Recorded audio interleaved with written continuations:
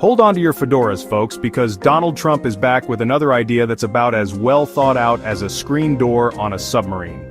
This time, he's set his sights on Alcatraz Island, that charming little patch of land in the middle of San Francisco Bay, once home to some of America's most notorious criminals. Yes, you heard that right. Trump wants to reopen Alcatraz Federal Penitentiary, in a move that surprised absolutely no one familiar with his penchant for the dramatic and ill-advised. Trump took to his favorite digital soapbox, Truth Social, to announce his plan. Citing the need to crack down on what he calls America's most ruthless and violent offenders, Trump believes that reopening Alcatraz will send a clear message. Crime doesn't pay, and neither do taxpayers if you want to lock people up on a glorified rock. Naturally, this announcement has ignited a firestorm of controversy, with critics questioning everything from the logic of the idea to its potential cost. But then again, when has a little thing like logic ever stopped Trump before? This is, after all, the man who once suggested we inject bleach to cure COVID. So buckle up, because we're about to dive headfirst into the murky waters of Trump's latest brainwave. Before we unpack the logistical and ethical nightmare that is reopening Alcatraz, let's take a little trip down memory lane, shall we? From 1934 to 1963, it served as a maximum security federal penitentiary, housing some of the most infamous criminals in American history. Think Al Capone, George Machine Gun Kelly, and Birdman Robert Stroud. Alcatraz was designed to hold the worst of the worst, surrounded by the icy waters of San Francisco Bay. The prison was considered virtually inescapable. By the 1960s, Alcatraz was deemed too costly and outdated to maintain. The prison closed its doors, its cells falling silent. Let's talk about money, shall we? Because if there's one thing Trump loves more than himself, it's spending other people's money. And let me tell you, reopening Alcatraz would make even the most extravagant Trump Tower penthouse look like a bargain bin find. We're talking billions, folks, with a B. Remember those crumbling buildings I mentioned? Yeah, those haven't magically fixed themselves in the past 60 years. The entire facility would need a complete overhaul to meet even the most basic modern prison standards. We're talking plumbing, electrical, security, you name it. And don't even get me started on the logistical nightmare of transporting materials and personnel to and from an island. But wait, there's more. Alcatraz is now a designated National Historic Landmark, which means there are all sorts of pesky regulations and preservation requirements to contend with.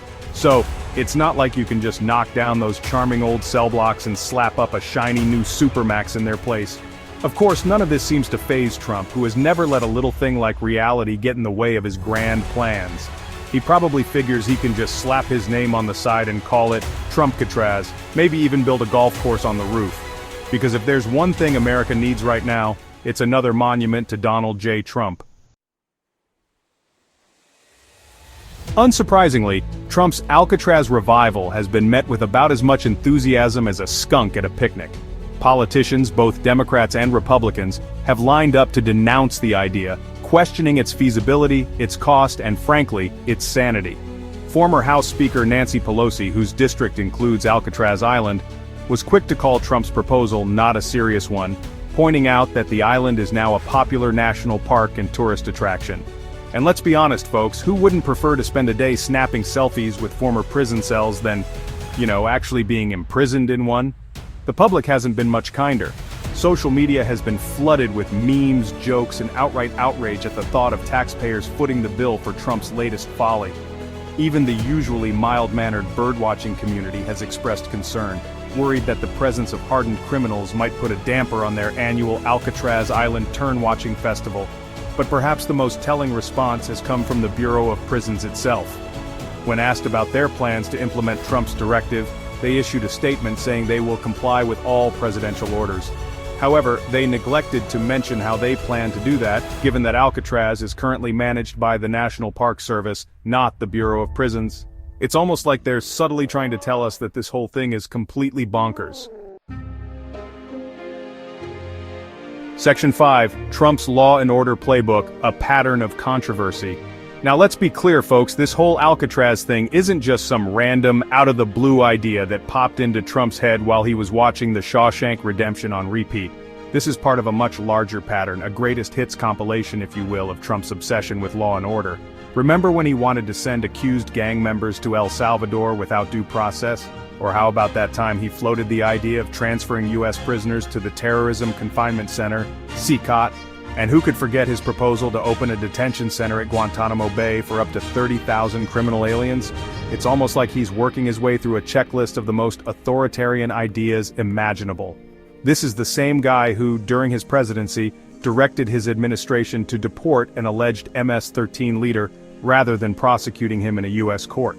Because due process is for suckers, apparently. Trump's approach to criminal justice has always been more about spectacle than substance, more about looking tough than actually addressing the complex issues at hand. So it should come as no surprise that he's now set his sights on Alcatraz, a place practically synonymous with harsh punishment and inescapable justice. It's the perfect symbol for the kind of law and order message he's been peddling for years. The problem is, it's also a completely impractical and ludicrously expensive one. Section 6, the Bureau of Prisons, grappling with chaos. But even if we ignore the logistical, financial, and ethical nightmares of reopening Alcatraz, there's one glaringly obvious question that no one seems to be asking. Can the Bureau of Prisons even handle this? This is an agency that's been plagued by scandal, mismanagement, and underfunding for years. We're talking about Jeffrey Epstein's suicide, widespread employee misconduct, escapes, violence, and chronic staffing shortages. It's not exactly a picture of efficiency and competence.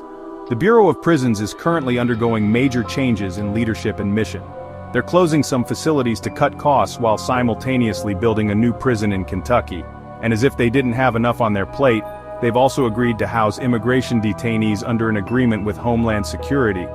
So forgive me if I'm not exactly overflowing with confidence that they're in any position to take on the Herculean task of reopening a dilapidated prison on an island. It's like asking a restaurant that's currently on fire and infested with rats to cater your wedding. Section 7, Alcatraz, symbol of punishment or tourist trap. Lost in all of this talk about logistics, costs, and the Bureau of Prisons' many failings is a much simpler question. What does Alcatraz even represent in 2025? Is it a symbol of harsh justice, a reminder of a bygone era when criminals were locked away on a remote island and forgotten about? Or is it a historical curiosity, a tourist attraction where people can gawk at old cells and buy overpriced souvenirs? The truth, as with most things, is probably somewhere in between. Alcatraz holds a unique place in the American psyche, both as a symbol of our fascination with crime and punishment, and as a reminder of the human cost of incarceration. Reopening Alcatraz wouldn't erase the complex history of the prison system or magically solve the problems that plague it.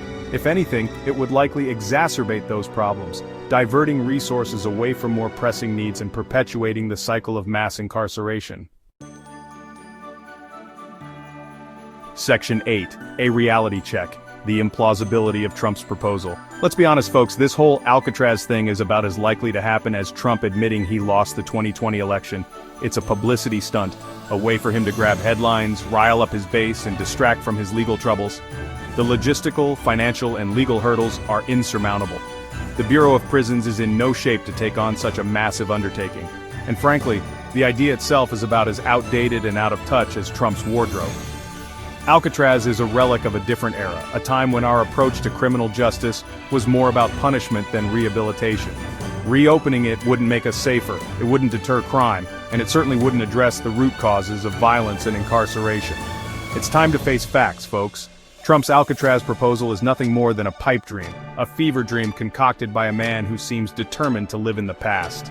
It's time to move on to solutions for the 21st century, not resurrect failed policies from the last one. If you want to see more videos like this, subscribe, it's free. To grow this channel, be sure to like and comment. We'll see you in the next video.